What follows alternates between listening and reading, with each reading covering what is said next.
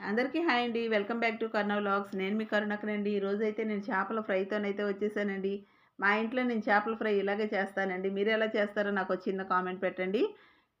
మరి నా ఛానల్ ఇంకా ఎవరైనా సబ్స్క్రైబ్ చేసుకోకపోతే సబ్స్క్రైబ్ చేసుకోండి ప్లీజ్. బెల్ ఐకాన్ ఉంటుంది కదా! ఆ బెల్ ఐకాన్ ప్రెస్ చేస్తేనంట నేను పెట్టే వీడియోస్ మీకు నోటిఫికేషన్ అన్నది వస్తదంట. మరి నా వీడియోస్ చూడాలి అనుకుంటే ఆ బెల్ ఐకాన్ అయితే ప్రెస్ చేయండి ప్లీజ్. మరి చేపల ఫ్రై ఎలా చేయాలో ఇప్పుడు చూసేద్దామా? నేనైతే మా ఇంట్లో ఇలాగే చేస్తాను. మీరు కూడా ఒకసారి చూసి ఇలా ట్రై చేయండి. ఎలా వచ్చిందో నాకు ఒక చిన్న కామెంట్ పెట్టండి. పచ్చిమిర్చి, కొత్తిమీర, కొద్దిగా కరివేపాకు, కొద్దిగా అల్లం చిన్నుల్లిపాయ పేస్ట్ ఒక స్పూన్ అయితే వేసుకున్నాననమాట. దానిలో నేను ఇవన్నీ మనం ఎప్పుడు వేసేదే అవి ఒక్కోసారి మసాలాలు విడిపోతూ ఉంటాయి కదా! అలా విడిపోకుండా ఉండాలంటే ఒక స్పూన్ మైదా, ఒక స్పూను కార్న్ ఫ్లోర్ అయితే వేసాననమాట. ఇవి వేయటం వల్ల స్టిక్ అయిపోతుంది మసాలా అన్నది చేపలకి.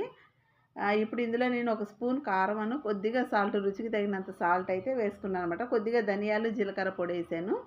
ఇవన్నీ వేసి మిక్సీ అయితే పట్టాననమాట. ఇవన్నీ విడిగా వేసుకొని కూడా మనం చేపకు పట్టొచ్చు. కానీ నేను మిక్సీ వేయటం వల్ల మొత్తం బాగా మిక్స్ అయ్యి గమ్ అన్నది వస్తుంది కదా! అందుకని నేను మిక్సీ అయితే వేస్తానండి. ఇప్పుడు నేను చేపలను శుభ్రంగా ఉప్పేసి శుభ్రంగా నీట్‌గా కడిగేసేసి దాని మీద నిమ్మరసం పిండేసి ఓ పక్కన పెట్టాననమాట. ఒక 10 నిమిషాల పాటు. తర్వాత ఇందాక మనం మిక్సీ పట్టాం కదా! ఆ పేస్ట్ అంతా వేసేసి ప్రతి ముక్కకు పట్టే విధంగా కలుపుకున్నాను. ఇప్పుడు స్టవ్ వెలిగించుకొని ఒక మందపాటి గిన్నె పెట్టి కొద్దిగా అయితే ఆయిల్ వేసుకోవాలన్నమాట. ఎక్కువ వేయాల్సిన అవసరం లేదు. ఇప్పుడు ఈ ఆయిల్‌లో ఒక్కొక్క చేప ముక్క ఇందులో అయితే వేసుకోవాలి. ఒకదానికొకటి అంటుకోకుండా అయితే వేసుకోవాలండి. ముందుగా ఆయిల్ బాగా హీట్ అవ్వాలన్నమాట. హీట్ అయిన తర్వాత ఈ చేప ముక్క వేశాక ఒక 5 నిమిషాల పాటు అలాగే ఉంచేసేద్దాము. అప్పుడు మసాలా అన్నది బాండీకి అతుక్కోకుండా ఉంటదన్నమాట. వెంటనే తిప్పేసామంటే ఈ మసాలాలన్నయి ఊడి వచ్చేస్తాయి అన్నమాట.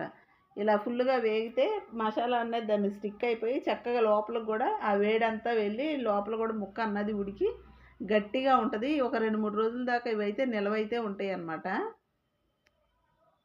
చూసారు కదా ఎంత చక్కగా వేగిపోయినాయో. ఇలాగే ఇంకా ప్రతి ఒక్క చేపను కూడా ఇలాగే వేయించుకోవాలి.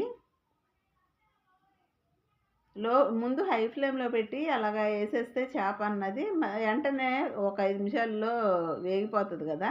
ఇప్పుడు లో ఫ్లేమ్‌లో పెట్టుకున్నామంటే ఆ హీట్ సరిపోతుందండి ఈ చేప వేగటానికి. చూసారు గదా! ఎంత చక్కగా గట్టిగా ఎలాగొచ్చిందో ముక్క అన్నది. చాలా క్రిస్పీగా ఉంటదండి ఈ చేప అన్నది.